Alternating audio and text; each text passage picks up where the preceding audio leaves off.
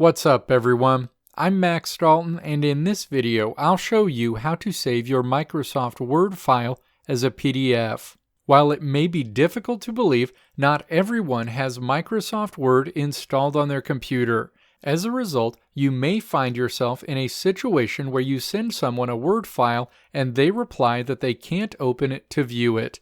One option is to save your Word file as a PDF and then send the PDF file to whoever needs it. The PDF format is a more extensible file format, and almost everyone has the software required to view a PDF already installed on their computer. And if someone doesn't already have the required software to view it, they can install it for free.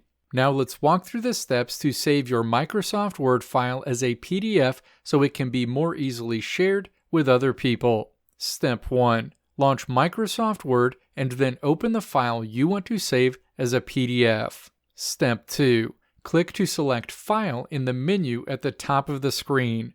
A menu flies in from the left side of the screen. Step 3. Click Print in this menu. The print window is displayed.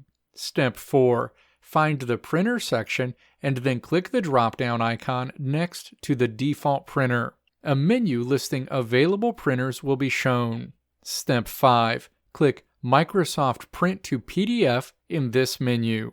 The menu will close and Microsoft Print to PDF will now be shown as your chosen printer. Step 6. Click Print. The Save Print Output As dialog box is displayed.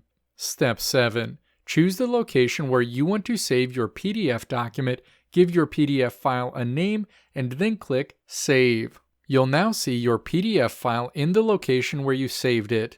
Open your PDF file to review it for any formatting errors that may have happened as a result of the conversion from Word to PDF. Let me know if this video helped you out in the comments below. If you liked what you saw here, click the video links on the right side of the screen to check out another video.